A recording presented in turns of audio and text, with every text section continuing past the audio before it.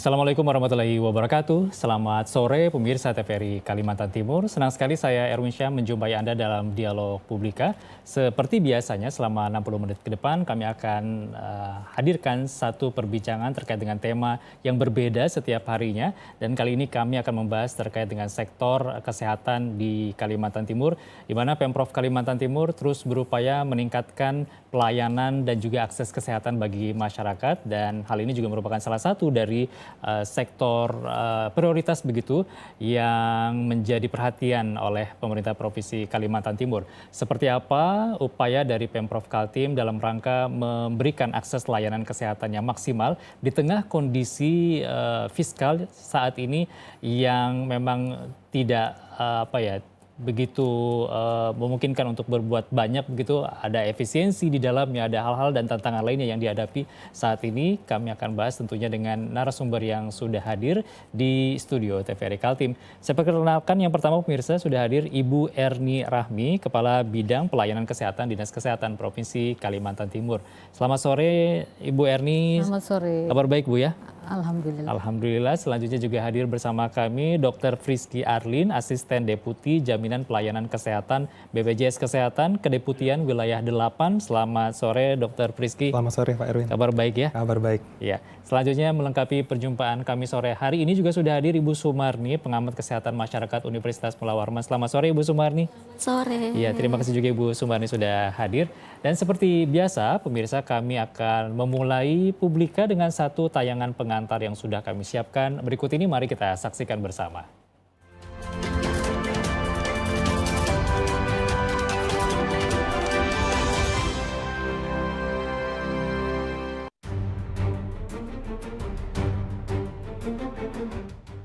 Di tengah kebijakan efisiensi anggaran yang diterapkan pemerintah Provinsi Kalimantan Timur menegaskan bahwa pelayanan kesehatan masyarakat tetap menjadi salah satu sektor yang diprioritaskan. Komitmen tersebut diwujudkan melalui upaya memperluas cakupan kepesertaan BPJS Kesehatan yang dibiayai oleh Pemprov Kaltim dengan target penambahan sekitar 10.000 peserta penerima bantuan iuran atau PBI daerah. Langkah ini diharapkan dapat memastikan masyarakat khususnya kelompok rentan tetap memiliki akses terhadap layanan kesehatan tanpa terbebani persoalan biaya. Selain memperluas kepesertaan BPJS, Pemprov Kaltim juga mengoptimalkan program Gratis Pol sebagai salah satu jaring pengaman pembiayaan kesehatan bagi masyarakat yang membutuhkan. Program tersebut diharapkan mampu menutup kebutuhan warga yang belum terakomodasi melalui skema kepesertaan BPJS, sekaligus menjaga agar keterbatasan kemampuan ekonomi tidak menjadi penghalang untuk mendapatkan pelayanan medis. Namun perluasan cakupan jaminan kesehatan di tengah tekanan fiskal tentu tidak hanya berbicara mengenai jumlah peserta yang ditanggung pemerintah. Tantangan lainnya adalah memastikan ketersediaan anggaran, keberlanjutan pembiayaan, kualitas fasilitas kesehatan, hingga kemampuan rumah sakit dan tenaga medis dalam melayani peningkatan jumlah peserta. Kondisi ini menjadi ujian bagi Pemprov Kaltim untuk menjaga keseimbangan antara efisiensi anggaran dan pemenuhan hak dasar masyarakat atas kesehatan. Jika ruang fiskal semakin terbatas, sementara cakupan penerima manfaat terus diperluas, seberapa kuat kemampuan Pemprov Kaltim menjamin keberlanjutan pembiayaan BPJS dan program Gratis Pol Kesehatan tanpa mengorbankan kualitas pelayanan kesehatan di Kaltim? Saksikan pembahasan selengkapnya dalam Dialog Publika.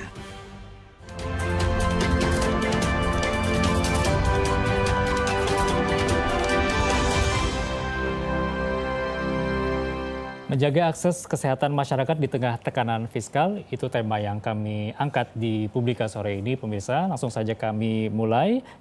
Saya ingin ajukan pertanyaan pertama kepada Ibu Erni, Kabid Pelayanan Kesehatan dari Dinas Kesehatan Kalimantan Timur. Mungkin juga bisa disampaikan tadi di awal kita sudah saksikan bersama memang begitu Bu ya, kesehatan menjadi prioritas, salah satu prioritas utama Pemprov Kaltim untuk tetap memberikan pelayanan terbaik bagi masyarakat. Secara umum mungkin seperti apa Ibu melihat perjalanan dari program Pemprov Kaltim di sektor kesehatan sepanjang tahun ini Bu? Oke, baik. Assalamualaikum warahmatullahi wabarakatuh. Waalaikumsalam. Selamat siang, baik pemirsa yang saya hormati, narasumber yang sudah hadir pada siang hari ini. Baik, untuk menggambarkan terkait dengan pelayanan kesehatan yang saat ini sudah dicanangkan oleh pemerintah Provinsi Kalimantan Timur, yaitu dengan adanya program Gratis Pol, yaitu pelayanan kesehatan yang intinya kita berintegrasi dengan BPJS Kesehatan, sehingga pemerintah Provinsi Kalimantan Timur akan membayarkan premi pelayanan kesehatan bagi masyarakat memang berdomisili di wilayah Kalimantan Timur, seperti itu. Jadi saat ini memang pemerintah memprioritaskan layanan kesehatan dan pendidikan khususnya untuk program kedepannya bagi Gubernur Rudi Masud saat ini. Sehingga kita mendukung dalam hal program tersebut, sehingga tahun 2025 memang kita sudah gelontorkan anggaran cukup besar ya untuk gratis pol. Ternyata memang realisasinya tidak sebesar yang kita anggarkan seperti itu. Jadi memang kemarin realisasi yang sudah kita anggarkan itu hanya 89 miliar saja.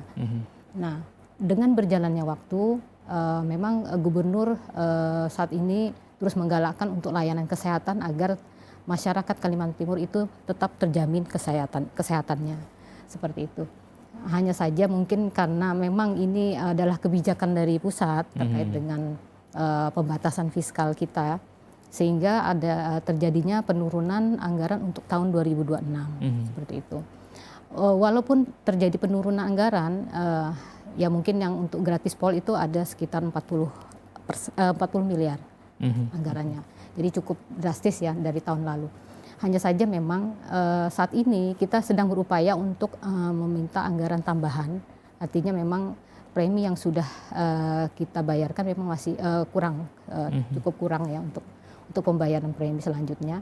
Sehingga ini ada rencana adendum terkait dengan penambahan premi. Memang yang terdampak sebenarnya adalah ada 4 kabupaten kota yang kita kembalikan kepesertaannya. Artinya mereka akan mensupport peserta dari kabupaten tersebut untuk pembiayaan daerahnya. Seperti itu, seperti Samarinda, Kutim, Berau, dan Kukar, seperti itu. Dan mereka alhamdulillah cukup menerima untuk pengembalian ini. Hanya saja pada saat ini kami masih menunggu tanggapan dari Kota Samarinda karena belum ada jawaban untuk pengembalian peserta tersebut. Tapi kita tetap mengakomodir. Jadi masyarakat tidak akan merasa khawatir bahwa provinsi tetap menjamin untuk kepesertaan Samarinda sampai bulan Agustus ini.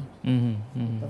Nah, jadi rencana provinsi untuk kedepannya untuk pendataan kita ini memang sedang screening data. Jadi kemarin sempat kami rapatkan dengan Dinsos bahwa memang ada beberapa data yang harus kita bereskan. Seperti orang meninggal, peserta sudah meninggal, kemudian ada perpindahan tempat tinggal. Nah, itu yang sedang kita beresin saat ini. Nah, jadi dalam hal ini apabila jumlah peserta yang sudah clear datanya itu akan kita untuk pencapaian preminya itu akan kita kembalikan seperti itu. Tapi kalau memang data ini masih tetap seperti data sebelumnya, ya otomatis pemerintah provinsi akan tetap mengakomodir seperti itu. Hanya saja memang jalannya tidak seperti yang tahun lalu, anggaran langsung tersedia di awal tahun. Nah, tahun ini mungkin kita lihat dulu skemanya seperti apa. Apakah memang yang data yang sudah masuk itu memang benar-benar peserta yang masih ada atau memang sudah tidak tercover lagi seperti itu. Jadi untuk saat ini memang pemerintah Provinsi Kaltim berkomitmen tetap akan terus mengupayakan terkait dengan jaminan pelayanan kesehatan di masyarakat Kalimantan Timur seperti itu. Jadi mungkin untuk masyarakat tidak perlu khawatir. Artinya untuk mekanisme yang selanjutnya apabila ada masyarakat yang akan berobat itu tetap kita jamin seperti itu. Tapi untuk masyarakat yang belum memerlukan pengobatan di rumah sakit memang apabila dia tidak masuk dalam jaminan itu belum kita masukkan, belum kita cover dulu di dalam gratis pol. Menunggu sampai masyarakat itu akan mengakses layanan seperti itu. Ya. Secara angka mungkin berapa jumlah kepesertaannya begitu Bu? Untuk yang awal tahun itu 71.000 ya, sekitar 71.000. Nah, jadi seandainya itu sudah kita kembalikan semua. Tapi karena ini Samarinda masih kita cover untuk di bulan Agustus, jadi sekitar 121.000. Perkiraan seperti itu. Ya. Iya, baik. Adakah juga kendala mungkin di lapangan begitu Bu terkait dengan sosialisasi hal ini juga, perubahan-perubahan ini kepada masyarakat, apa yang terus dilakukan Dinas Kesehatan agar tidak ada miskomunikasi juga begitu Bu, baik antar Vaskes maupun juga dengan peserta sendiri? Ya. Ya, mungkin saat ini memang kita terus melakukan sosialisasi terutama di Vaskes. Nah, kemudian Vaskes nanti akan bersosialisasi dengan masyarakat setempat yang mengakses layanan mereka seperti itu. Jadi tidak ada lagi ada unsur ke miskomunikasi di antara Vaskes dan masyarakat seperti itu. Dan memang tadi jadi dalam minggu ini sebenarnya kami kepala dinas dan saya roadshow ke Vaskes milik Provinsi Kaltim terkait dengan layanan BPJS ini. Tadi pagi sudah di Rumah Sakit AWS, sudah kita lakukan sosialisasi terkait layanan BPJS yang ada. Sehingga tidak ada lagi nantinya miskomunikasi antara rumah sakit dengan BPJS. Begitu juga dengan masyarakat setempat, seperti itu. Iya, baik. Saya ingin ke Dr. Friski mungkin terkait juga dengan adanya perubahan-perubahan memang menyesuaikan dengan kondisi anggaran saat ini yang tidak bisa cukup fleksibel begitu ya, karena ada sejumlah tantangan efisiensi termasuk di dalamnya. Dr. Friski mungkin bisa ditanggapi terlebih dahulu mungkin bagaimana perubahan-perubahan ini terjadi dan apa upaya dari BPJS Kesehatan agar masyarakat pun juga tidak terkendala begitu dalam menerima layanan kesehatan ini. Ya, baik, terima kasih. Kalau dari BPJS Kesehatan sebenarnya kalau tadi terkait dengan tekanan fiskal, kita resiko utamanya adalah kolektibilitas iuran yang pasti. Gitu ya. Artinya sebagai pengumpul dana jaminan yang akan digunakan untuk memberikan pelayanan kesehatan tentu akan menjadi isu gitu ya. Yang mana kalau kita lihat itu ada dua sisi. Yang satu tekanan fiskal tentu yang tadi disampaikan oleh Ibu Erni terkait dengan kemampuan dari pemerintah daerah gitu ya terkait anggaran tadi untuk melakukan pembayaran premi melalui anggaran APBN ataupun APBD gitu.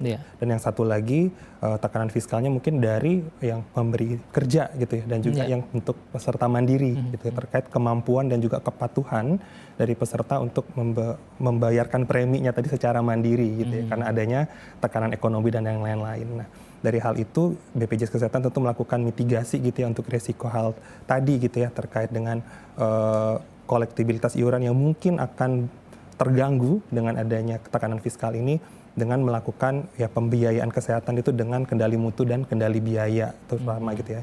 Yang artinya memang mutu layanan tetap kita pertahankan gitu ya. Artinya peserta BPJS tidak perlu khawatir bahwa pelayanan tetap diberikan maksimal dengan mutu yang baik gitu ya, tidak ada perubahan dan juga kendali biaya. Artinya memang pelayanan yang diberikan tadi tentu sesuai dengan kebutuhan gitu ya, tidak overutilisasi seperti itu. Mungkin itu sih yang dilakukan BPJS Kesehatan terkait dengan tekanan fiskal di tahun 2026 ini. Koordinasi mungkin dengan pemerintah daerah maupun juga tadi perusahaan pemberi kerja ini seperti apa yang terus dilakukan? Betul, jadi koordinasi kita tentu dengan seluruh stakeholder gitu ya, baik dengan pemerintah daerah khususnya Dinas Kesehatan, Dinas Sosial gitu, kemudian juga dengan pemberi kerja tadi dengan beberapa perusahaan-perusahaan gitu terkait pembayaran iuran, premi iuran pekerjanya, tentu itu salah satu upaya-upaya yang dilakukan BPJS Kesehatan dalam memitigasi tadi ya kolektibilitas iuran yang agar dana tadi terkumpul untuk menjadi pembiayaan gitu ya, pembiayaan kesehatan yang akan diberikan ke fasilitas kesehatan gitu. Dari segi jumlah kepesertaan BPJS Kesehatan di Kalimantan Timur hingga saat ini apakah sudah cukup menggembirakan angkanya, Dr. Friski? Ya, kalau dari universal health coverage-nya artinya dari total penduduk kita sudah di atas 98%, sudah baik ya sebenarnya. Namun PR kita adalah terkait dengan keaktifan, yang mana keaktifan pesertanya tadi kita di posisi 89, sekian persen gitu. Artinya masih ada sekitar 11% yang non aktif, terdaftar tapi tidak aktif. Nah itu yang perlu ini ya dimitigasi. Artinya untuk peserta-peserta tadi gitu ya non aktif tentu belum bisa mendapatkan pelayanan di rumah sakit karena terdaftar namun posisinya tidak aktif. Ini paling banyak apakah mandiri atau paling penerima? Mandiri ya. Mandiri ya, secara mandiri. Betul. Baik. Saya beralih ke Bu Sumari, mungkin bisa memberi tanggapan secara umum dulu begitu dari paparan narasumber sebelumnya. Pemprov Kaltim sudah berupaya semaksimal mungkin, kemudian juga koordinasi dan sosialisasi juga terus dilakukan, termasuk dari BPJS Kesehatan. Tanggapannya seperti apa, Bu? Oke, baik. Terima kasih. Kami dari perspektif akademisi mungkin melihat bahwa kami hadir tidak kemudian ingin mengafirmasi ini sebagai bentuk penolakan atau hanya sekedar mengiyakan. Tentu yang ingin kami sampaikan adalah apresiasi yang besar kepada pemerintah, kolaborasi yang sangat luar biasa. Saat ini representasi di kita di Provinsi Kalimantan Timur berkaitan dengan gratis pol itu sendiri. Kemudian tentu berdasarkan amanat konstitusi per 1 Januari 2014 hadirlah BPJS Kesehatan untuk coverage semesta atau universal health coverage. Namun yang mungkin kami ingin titik beratkan adalah kita tidak menargetkan hanya pada konsep persentase atau jumlah saja. Tadi seperti sudah disampaikan sekitar 7.000 sekian, kemudian berdasarkan persentase hampir 98 itu kan angka itu memang menjadi sangat penting. Tapi yang tentu kita soroti bersama adalah terkait tadi kendali mutunya, bahwa bagaimana good corporate dan good critical governance ini betul-betul dijalankan. Yang ingin kami sampaikan bahwa mohon maaf kami sebagai akademisi mungkin perspektif kami adalah dan juga mewakili pribadi sebagai masyarakat bahwa tentu dua mekanisme ini sangat baik. Ini adalah bentuk komitmen sebenarnya dari pemerintah Kalimantan Timur sebagai bentuk oase bahwa masyarakat tidak lagi memiliki stigma takut sakit karena ada jaminan dari pemerintah. Namun yang satu perlu kita pahami bahwa ada puskesmas kita sebagai garda terdepan sebenarnya. Kita kalau bicara sungai itu adalah hulu, berbicara preventif dan promotifnya. Apalagi sekarang kita pahami juga mandatori dari Kementerian Kesehatan terkait dengan ILP, integrasi layanan primer, yang tentu di dalamnya sudah ada namanya pentahelix tentu saja. Yang kami harapkan bahwa bagaimana kembali kepada ruh puskesmas, bagaimana kemudian memberikan edukasi terkait kita menjaga kesehatan. Memang tentu bahwa angka kesakitan yang kemudian di cover baik itu melalui program pemerintah gratis pol ataupun BPJS itu sendiri, kalau boleh itu hanya sebagai pintu belakang, artinya sebagai choice akhir begitu. Sehingga kemudian bagaimana kami hadir juga berkolaborasi, kita semua berkolaborasi bagaimana kemudian nanti kendali mutu tadi sudah disampaikan dan kendali biaya, ada transparansi. Pada dasarnya kita tidak hanya mengejar persentase jumlah, tapi bagaimana kemudian aksesibilitas kualitas layanan yang bisa dirasakan oleh masyarakat. Karena kalau kita bicara kualitas tentu tidak hanya persoalan kesiapan tempat tidur, misalnya, atau misalnya berkaitan dengan SDM. Kalau boleh kami sampaikan juga kita berkolaborasi dengan Brida saat ini dan kita mungkin memahami bersama, dan ini juga mendasari dari Dinas Kesehatan Provinsi bahwa kita masih sangat kekurangan, salah satunya misalnya dokter spesialis kita yang kemudian kita sekarang sedang mengembangkan bagaimana untuk naskah akademisnya sehingga ini bisa menjadi salah satu bentuk solusi sebenarnya. Mungkin seperti itu kalau pandangan kami bahwa harapannya dua platform ini gratis pol kalau kita bisa katakan sebagai bentuk solusi kita di Kalimantan Timur dan kemudian BPJS secara skala nasional. Temanya kita berkaitan dengan efisiensi atau keterbatasan fiskal, itu tidak bisa kita pungkir, dan ini bukan hanya isu di Kalimantan, tapi ini adalah skala nasional. Namun tentu apresiasi kami bahwa pemerintah Provinsi Kalimantan Timur ini memiliki satu skema. Namun yang perlu kita underline bahwa jangan sampai ada tumpang tindih data anomali, maksudnya dalam artian yang kami dapati di lapangan ketika ini sudah masuk dalam konteks kepesertaan BPJS, apakah kemudian nanti tidak menjadi data ganda ketika dalam konteks gratis pol tadi. Nah ini mungkin yang perlu bagaimana sinergi tadi pentahelix antara pemerintah dalam menangani hal ini. Karena banyak yang kami jumpai pada saat di lapangan, baru-baru sekali kami melaksanakan proses pembelajaran lapangan, lokus kami di Kutai Kartanegara, dan alhamdulillah juga kami mengundang dari BPJS saat itu untuk memberikan edukasi karena tadi kepesertaan disampaikan bahwa masih ada sekitar 11% memang yang tidak aktif. Artinya aktif tapi tidak terdaftar tapi tidak aktif. Itu juga yang kami dapati kendala. Itu baru salah satu contoh di Kecamatan Tenggarong Seberang. Itu hanya sebagai bentuk, mungkin belum masih ada dari berbagai lokasi yang mungkin seperti itu. Iya, baik. Kita akan jeda sejenak Bapak Ibu, dan setelah selingan berikut pemirsa akan kami lanjutkan Publika. Jangan kemana-mana, tetaplah bersama kami.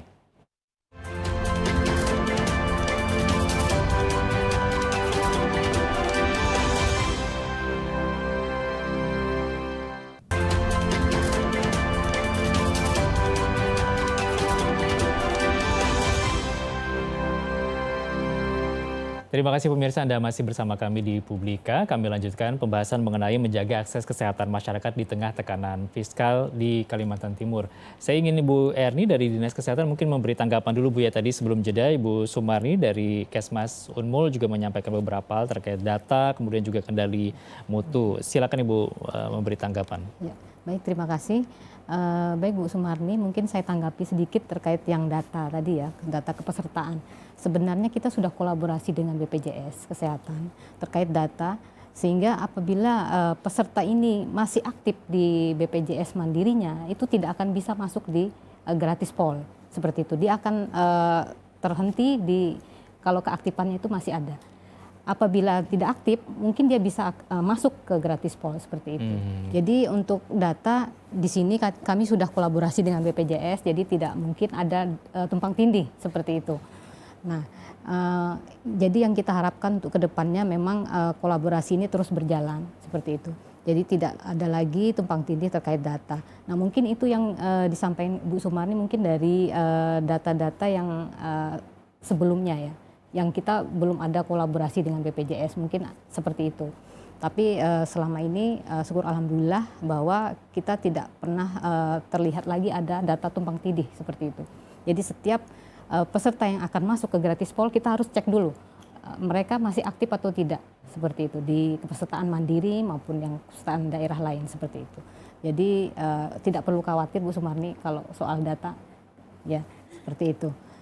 Nah, kemudian untuk kendali mutu ya, artinya kita memang saat ini mekanisme yang karena fiskal sudah dibatasi, jadi kendali biaya itu kita perlu persiapkan seperti itu dengan cara bahwa kita men-screening peserta yang memang tidak aktif kembali dan tidak mengakses layanan kesehatan ke Paskes seperti itu. Nah, dari situ akan terlihat dan tersisir bahwa data yang kita jaminkan itu memang benar-benar yang mengakses, yang memerlukan pembiayaan kesehatan saat ini seperti itu. Nah, apabila memang dia belum memerlukan layanan kesehatan, itu mungkin kita tunda dulu. Nah, artinya pada saat dia sakit baru kita akan mengakomodir jaminan mereka seperti itu. Dan ini memang sudah janjinya pemerintah provinsi bahwa apabila masyarakat yang menggunakan Paskes apabila dia sakit kita akan mengakomodir gratis polnya seperti itu. Ya. Untuk kendali mutu, nah ini yang saat ini memang agak susah kita kendalikan. Ya, makanya saat ini kami berkolaborasi dengan Paskes, artinya tidak sungkan-sungkan atau tidak apa ya istilahnya, kita tidak terus menggalakkan bahwa regulasi yang disiapkan oleh pemerintah pusat maupun daerah itu kita sampaikan ke Paskes. Begitu juga dengan regulasi yang dibuat oleh BPJS, karena ini sering ada persepsi yang berbeda seperti itu. Jadi nanti misalnya Paskes ini tidak dijamin oleh BPJS. Nah, itu kadang disampaikan ke masyarakat. Nah, itu Pak Kadis kemarin sudah menyarankan bahwa sebaiknya Paskes tidak menyampaikan seperti itu ke masyarakat yang sakit atau yang datang berobat. Artinya kita tetap layani dulu walaupun dia tidak masuk di dalam istilah jaminan gawat daruratnya seperti itu. Artinya kita berikan dulu edukasi ke masyarakat untuk selanjutnya mereka bisa mengetahui bahwa itu memang tidak dijamin oleh BPJS seperti itu. Nah, inilah yang sedang kita galakkan bagaimana Paskes yang ya tahu sendiri Mas Erwin kan saat ini lagi marak-maraknya di sosmed ya, terkait dengan bulian seorang peserta BPJS yang akhirnya meninggal. Nah, itu juga jangan sampai itu terjadi. Jadi kita juga menguatkan bagaimana para medis itu jangan menyampaikan hal-hal atau menjelek-menjelekkan pelayanan yang ada di rumah sakit, akhirnya pasien itu tidak berdaya seperti itu. Nah, inilah yang sedang kita galakkan bagaimana supaya Paskes memahami terkait regulasi yang ada di BPJS maupun yang ada di pemerintah pusat. Jadi kendali mutu tetap kita terus upayakan supaya mutu pelayanan kesehatan tetap terjamin seperti itu. Iya, baik. Terkait juga dengan tingkat pasien ataupun juga masyarakat yang memanfaatkan dari program BPJS Kesehatan, misalnya Bu jaminan kesehatan ini dengan jumlah mereka setiap tahunnya begitu Bu. Apakah terkait dengan penyakit yang muncul, kemudian juga keluhan-keluhan mereka begitu, ada tidak Bu data dari Dinas Kesehatan mungkin yang tentunya ini bisa menjadi acuan kita juga Bu Sumarnia, bagaimana kemudian pola hidup masyarakat Kaltim, tingkat kebugaran dan kesehatan mereka seperti apa Ibu melihat kondisinya?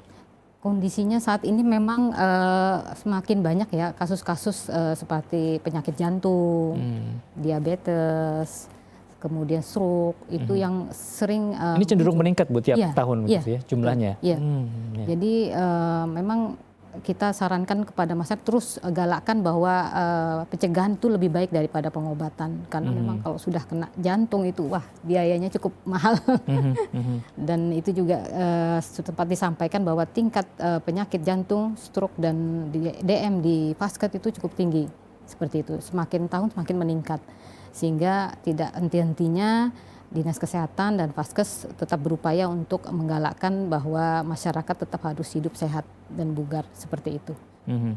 Baik, saya ingin ke Dr. Friski, mungkin juga ada koordinasi dengan fasilitas kesehatan mitra misalnya agar ini kondisi memang seperti ini begitu, ada keluhan ataupun juga ada efisiensi, tapi tetap memberikan pelayanan kesehatan yang prima dan bermutu juga ke pasien, ke masyarakat. Apa biasanya koordinasi dilakukan? Ya, baik Mas Erwin.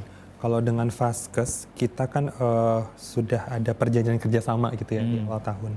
Salah satu poin utama di situ mungkin terkait dengan janji mutu layanan namanya gitu, yang mana di dalam situ ada beberapa poin yang menjadi kesepakatan yang akan diberikan ke peserta gitu ya. Salah satunya saja kita ambil misalnya seperti tidak ada diskriminasi, tidak ada iur biaya misalnya gitu ya. Nah, dalam pelaksanaan janji mutu layanan tadi selama 1 tahun gitu ya, perjanjian kerjasama dengan fasilitas kesehatan baik primer maupun rujukan, BPJS Kesehatan juga melakukan pengawasan tentunya gitu ya. Pengawasan itu dilakukan dengan ada yang namanya sibling. Sibling itu supervisi, buktikan dan lihat langsung. Jadi dari BPJS Kesehatan datang ke Paskes untuk melihat kondisi misalnya di rawat jalan kah, di poli atau di rawat inap gitu ya, untuk melihat yang salah satunya juga memastikan terkait dengan mutu layanan tadi yang terkait kendali mutu gitu ya. Hal-hal yang bisa menjadi perbaikan atau masih butuh standarisasi gitu ya dari Paskes. Nah disitulah dari teman-teman BPJS dari kita melihat ke Paskes dan kita komunikasikan ke fasilitas kesehatan dalam menjaga si mutu tadi. Kemudian dari peserta atau pasien kita juga ada customer feedback namanya kesan, yang mana dari peserta itu bisa juga menyampaikan nih kayak testimoninya terkait pelayanan di sebuah fasilitas kesehatan gitu, yang mana itu nanti bisa disampaikan ke fasilitas kesehatan dan kita juga bisa memberikan feedback tersebut ke fasilitas kesehatan gitu. Yang kedua. Kemudian yang ketiga ada juga terkait dengan whistleblowing system WBS namanya ini. Jika ada laporan-laporan anonim gitu ya terkait dengan hal-hal terkait keluhan kah gitu ya, itu juga kita kita rangkum di situ dan kita sampaikan juga ke fasilitas kesehatan. Itu sih koordinasi kita ya kalau terkait dengan kendali mutu gitu ya. Kalau untuk mutu tadi fokusnya dengan fasilitas kesehatan dengan kondisi yang sekarang ini di luar dari kendali biaya ya. Kendali biaya tentunya kita mengajak rumah sakit terkait dengan pengajuan klaim itu agar tepat waktu seperti itu gitu ya. Dan juga kalau sepanjang tahun ini sih BPJS Kesehatan terkait dengan verifikasi klaim kita aman gitu ya, sesuai dengan SLA-nya 15 hari yang ada di dalam Perpres 82 tahun 2018 gitu ya, dan belum ada keterlambatan pembayaran klaim. Jadi kita lebih mendorong ke absensi rumah sakit mengajukan klaim gitu ya di bawah tanggal 10 dan juga kualitas pengajuan klaimnya gitu ya yang telah dilayani agar dapat dibayarkan tepat waktu dan juga sesuai Mungkin itu untuk kendali yang biayanya gitu.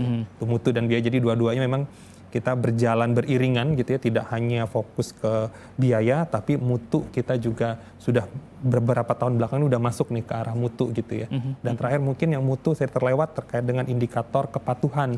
Jadi setiap sekarang fasilitas kesehatan tingkat primer dan rujukan itu ada indikator kepatuhan. Indikator kepatuhan ini yang menjadi standar atau penilaian gitu ya. Ada beberapa indikator juga di dalamnya. Salah satu atau salah duanya nih saya contohkan, misalnya untuk rumah sakit itu ada standar waktu tunggu di rawat jalan. Itu kan isu terkait dengan antrian yang panjang gitu ya. Atau antrian ngambil obat yang katanya berjam-jam. Di dalam situ salah satu indikatornya adalah menilai berapa lama sih waktu tunggunya. Kemudian yang kedua, salah satu indikatornya juga terkait dengan ketepatan jadwal dokter praktek. Nah, itu kan juga isu nih, dokternya belum datang atau seperti apa lagi operasi dan lain-lain. Nah, di dalam salah satu indikatornya juga melihat itu tepat atau tidak dokternya hadir ketika ke poli, salah satu poli di rumah sakit. Karena itu salah satu yang kita tangkap terkait dengan isu waktu tunggu dan juga antrian di rumah sakit. Nah, itu dinilai setiap bulan sih rutin, dan kita feedback juga ke fasilitas kesehatan ya, untuk scoring tadi. Karena tadi kalau mutu ini kan agak sedikit berbeda ya, jadi dia harus punya standar-standar yang kita targetkan gitu untuk mencapai suatu titik tertentu gitu. Nah, itu yang dikembangkan akhirnya itu sih ada dashboard atau indikator lah gitu ya, yang digunakan untuk kita menilai mutu layanan di fasilitas kesehatan. Gitu. Kalau masyarakat sendiri bagaimana bisa menyampaikan feedbacknya tadi, dokter? Kalau saya tahu di aplikasi JKN KIS memang ada begitu ya, setelah kita selesai JKN, mobil JKN tadi ada, kita bisa memberikan feedback begitu ya setelah kita mendapatkan pelayanan kesehatan gitu. Di lain itu mungkin bisa melalui kemana? Apakah langsung misalnya ke Vaskes begitu disampaikan atau seperti apa? Bisa. Jadi kalau di fasilitas kesehatan selain yang tadi ya dari aplikasi yang kesan tadi customer feedback, yang tadi salah satu kanal yang whistleblowing system bisa dilaporkan, atau kalau pengaduan langsung juga bisa ke kantor gitu ya, terkait dengan hal-hal yang memang dirasa butuh konfirmasi. Dan juga kalau utamanya di fasilitas kesehatan kita kan ada BPJS 1, ada fotonya tuh terpampang 2. Nah, salah satunya kan itu satu dari rumah sakit dan satu dari BPJS Kesehatan, dan ada nomor HP-nya di situ ya.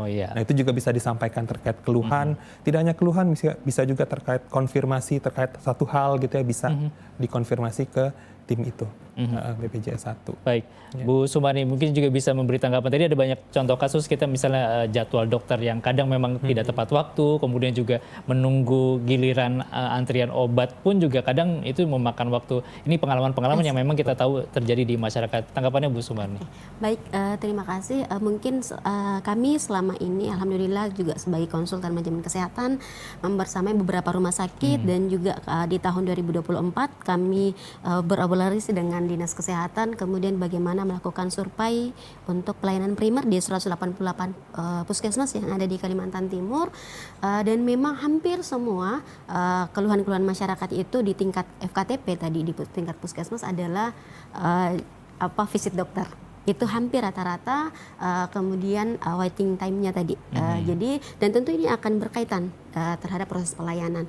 Kemudian di tingkat FKRTL atau di tingkat rumah sakit, yang kami dapati di beberapa rumah sakit, dan salah satu jelas adalah rumah sakit milik Pemprov misalnya Abdul Wahab Syarani yang kami bersamai, memang tidak perlu diragukan lagi bagaimana kualitas layanan sebenarnya yang diberikan, namun tetap ada keluhan masyarakat.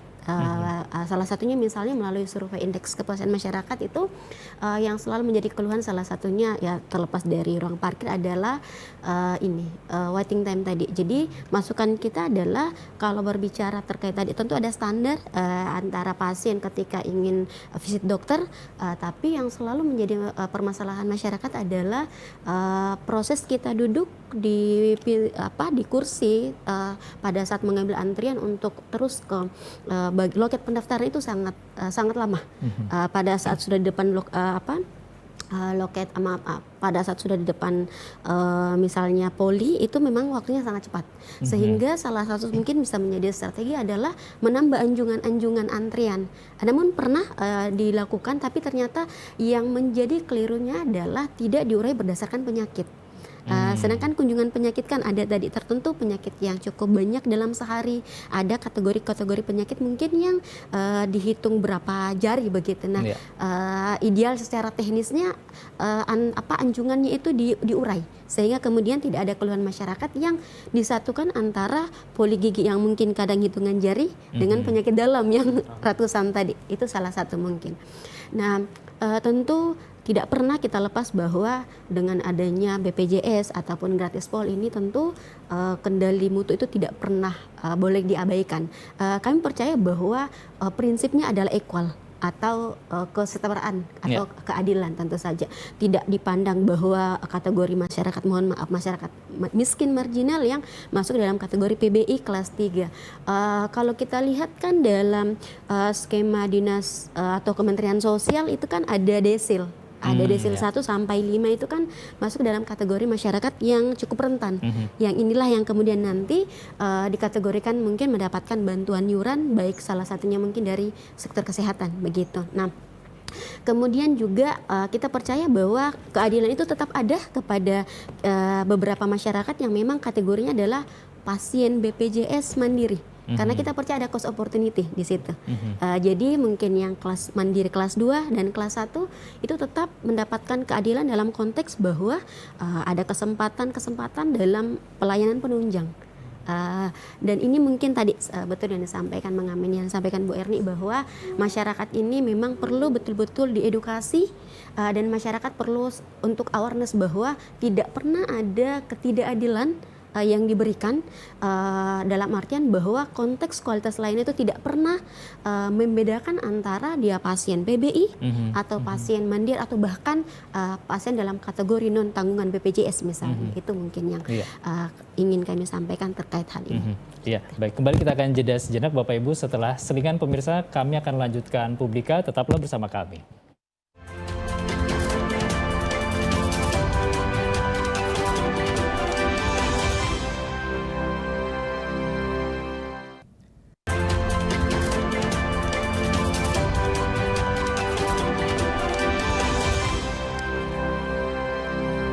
Anda masih bersama kami di Publika pemirsa. Kami lanjutkan perbincangan di segmen terakhir ini, menjaga akses kesehatan masyarakat di tengah tekanan fiskal. Mungkin kembali saya ingin ke Ibu Erni terkait dengan program gratis pol, khususnya sosialisasi ke masyarakat begitu Bu ya, khususnya ya, penerima bantuan iuran tadi. Ini bagaimana mungkin prosesnya mereka di lapangan jika ingin mengakses layanan kesehatan begitu, apakah langsung datang saja atau seperti apa begitu Bu? Dan bagaimana caranya untuk mengecek, memeriksa apakah mereka tetap masuk dalam PBI, penerima bantuan iuran atau tidak begitu Bu? Ya, baik. Jadi untuk sosialisasi terkait gratis pol sendiri itu sudah kita lakukan di semua paskes. Dan semua paskes itu sebenarnya sudah ada PIC-nya masing-masing untuk kepesertaan gratis pol. Jadi apabila masyarakat mau mengakses terkait pelayanan gratis pol bisa melalui PIC yang ada di paskes tersebut. Nah, apabila memang mau langsung ke Dinas Kesehatan Provinsi, kita juga sudah ada PIC yang ada standby ya sampai hari Jumat, itu standby di kantor, tapi Sabtu Minggu mereka tetap melalui on call. Apabila memang ada yang mesti ditanyakan atau pengecekan terkait dengan kepesertaan mereka, seperti itu. Nah, dari situ mungkin layanan untuk gratis pol ini sudah kita lakukan semaksimal mungkin. Hanya saja mungkin dari layanan di gratis pol ini ada tempat-tempat yang belum tersentuh ya, seperti di pedalaman. Mungkin pada saat kita sosialisasi kan melalui online ya. Nah, itu yang mungkin belum maksimal sepertinya. Karena terus terang aja kalau kita harus langsung turun ke lapangan itu anggarannya lagi yang kurang tidak ada. Jadi kita melakukan secara online dan ke bawahnya yang itu kita belum mengamati sepenuhnya apakah memang sudah tersampaikan ke masyarakat kayak di daerah DTPK. Nah seperti itu yang belum kita maksimalkan untuk penyampaian ke daerah DTPK-nya itu. Apakah mereka sudah terpapar terkait dengan pelayanan gratis pol ini. Dan mungkin ke depannya kita akan terus sering bersosialisasi terkait gratis pol ini, agar masyarakat yang di daerah DTPK pun akan mengetahui bagaimana mengakses layanan gratis pol ini seperti apa, seperti itu. Iya, baik, sempat disampaikan Bu Sumarni juga tadi terkait dengan tenaga kesehatan yang beberapa dokter spesialis misalnya yang masih dianggap kurang begitu Bu. Ada upaya ke arah sana untuk peningkatan ataupun juga penambahan jumlah oleh Pemprov? Ya, untuk saat ini Dinas Kesehatan Provinsi itu sudah ada menganggarkan untuk dokter spesialis yang berjaga di beberapa rumah sakit yang memang mereka memerlukan. Nah, hanya saja untuk saat ini kita lebih fokus untuk dokter spesialis yang akan berpraktek di rumah sakit pemerintah, seperti itu. Kalau untuk swasta kita belum. Jadi kita tetap memfokuskan di rumah sakit pemerintah, dan itu sudah dilakukan oleh beberapa rumah sakit seperti Rumah Sakit Atma, menggunakan anggaran kami dari Dinkes untuk meng-hire 5 dokter spesialis. Kemudian dari Rumah Sakit AWS juga ada. Dan dokter apa saja Bu? Kalau kemarin itu yang di Atma itu ada dokter spesialis jiwa, itu ada beberapa orang. Kemudian ada dokter spesialis penyakit dalam, seperti itu. Dan kalau tidak salah ada dokter spesialis anestesi kalau nggak salah itu. Nah, begitu juga dengan rumah sakit di AMS 2 seperti itu. Itu juga ada meng-hire dokter spesialis yang menggunakan anggaran dari Dinas Kesehatan juga. Jadi upaya-upaya itu saat ini terus dilakukan oleh Dinas Kesehatan agar tercukupi dokter-dokter spesialis yang ada di daerah Kalimantan Timur. Hanya saja mungkin untuk kedepannya lagi-lagi soal anggaran. Jadi memang kita batasi lagi untuk kedepannya. Saat ini mungkin ada 10 dokter ya yang sudah kita biayai. Jadi untuk kedepannya mungkin kita bisa menambah untuk di tahun ini. Dan tahun depan mungkin masih ada, cuma anggaran mungkin kita akan batasi seperti itu. Iya, baik. Saya beralih ke Dr. Friski, ini terkait dengan pembiayaan terbesar. Mungkin kita juga ingin tahu yang dibiayai oleh BPJS Kesehatan ini penyakit apa saja sih dokter, khususnya di Kalimantan Timur begitu sesuai data yang dimiliki BPJS Kesehatan. Siap, terima kasih. Kalau untuk secara pembiayaan kita seperti tadi disampaikan yang terkait katastropik itu pasti pembiayaan terbesar gitu ya, masih masuk paling besar, mulai dari seperti hipertensi, jantung, stroke gitu ya. Betul. Kalau dari data misalnya kalau kasus terbanyaknya sebenarnya kita lebih ke arah seksio sesarea. Operasi sesar itu nomor 1 pasti kalau dari case. Tapi kalau dari biaya gitu ya, yang terbesar tadi ya, yang katastropik tadi sebenarnya memang seperti tadi ya, jantung, hipertensi, dan stroke yang masih menjadi pembiayaan terbesar. Nah yang tadi kalau bisa menyambung dengan diskusi kita tadi terkait dengan katastropik ini, ketika kita lihat datanya itu bahwa sebenarnya pembiayaan JKN itu memang lebih arahnya besar di kuratif jadinya gitu dibanding promotif preventif yang disampaikan Sumarni tadi ya, terkait promprev menyambung di sana, yang mana besar harapannya tentu kita itu lebih besar realisasinya di promotif preventif dibanding dengan kuratif atau rumah sakit. Cuman itu ya by data secara pembiayaan nih, kalau dari pembiayaan kita memang fokus di pembiayaan memang masih di kuratif lebih dari 50%. Dan promotif preventifnya masih sangat kecil. Mungkin itu sih. Kalau kegiatannya apa saja biasanya untuk promotif dan preventif oleh BPJS Kesehatan? Betul. Kalau untuk promotif preventif, BPJS Kesehatan itu cukup mendukung program dari pemerintah juga gitu ya. Salah satunya terkait dengan screening.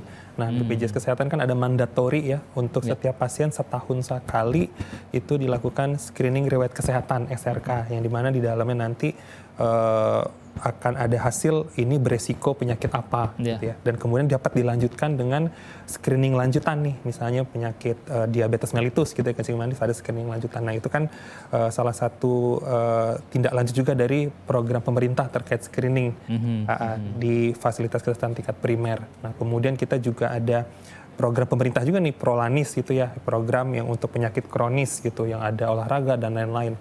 Nah Kemudian yang terbaru nih di 2026, bukan baru ya, cuman lebih spesifik nih untuk prolanis itu ada prolanis muda namanya ini.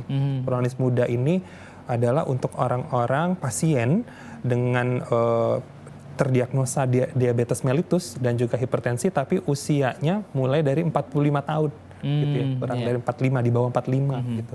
Karena ternyata by data khususnya juga senasional tapi di Kaltim juga menunjukkan hal yang sama bahwa pasien-pasien yang terdiagnosa diabetes mellitus dan hipertensi itu meningkat untuk usia yang di bawah 40-an tahun ke atas dibanding tahun lalu dan tahun-tahun sebelumnya.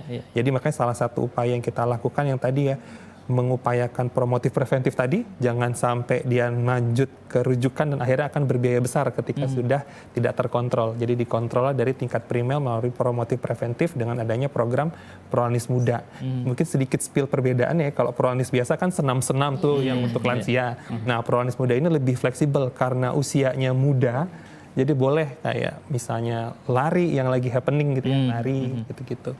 Kemudian menghitung langkah dan lain-lain. Nah, itu bisa menjadi salah satu kegiatan dalam prolanis muda tadi. Baik. Ini waktu kita terbatas, saya mungkin bagi saja kesempatan yang ada untuk masing-masing narasumber menyampaikan closing statement. Ibu Sumarni, mungkin terakhir yang ingin kembali ditekankan dari perbincangan kita ini apa, Bu? Baik, terima kasih. Tentu yang ingin kita underline adalah kendali mutu dan kendali biaya tidak bisa kemudian kita kompromikan, apalagi kalau kita bicara terkait dengan mutu. Mutu di sini adalah bagaimana kemudian keberlanjutan atau sustainable dari sebuah layanan kesehatan, bagaimana puskesmas maupun rumah sakit tetap mengutamakan pasien center care, di mana tingkat kepuasan pasien itu tetap menjadi salah satu hal yang memang menjadi kunci utama kita, pasien sehat. Dan tentu kalau kita berbicara mengenai jaminan kesehatan nasional secara hal coverage, harapan kami bahwa tidak hanya Kalimantan Timur secara khusus tapi tentu secara nasional seluruh masyarakat tidak lagi merasakan sakit atau mohon maaf harus meninggal karena tidak mampu mengakses layanan kesehatan. Jadi berbicara mengenai mutu layanan kesehatan, setiap dari kita memiliki hak atau setiap masyarakat memiliki hak untuk mendapatkan layanan kesehatan, tapi berkaitan dengan mutu juga adalah hak dari sebuah sistem. Maka kalau kita berbicara mengenai mutu layanan kesehatan tanpa sebuah sistem yang baik, maka itu akan menjadi sebuah anomali yang sangat luar biasa. Mungkin seperti itu. Baik, Dr. Frizky silahkan. Ya, baik, terima kasih. Kalau dari BPJS Kesehatan, yang pertama dengan tantangan tekanan fiskal tahun ini, BPJS Kesehatan tetap berupaya dalam melakukan resiko atau kendala dengan kolektibilitas iuran tadi, gitu ya.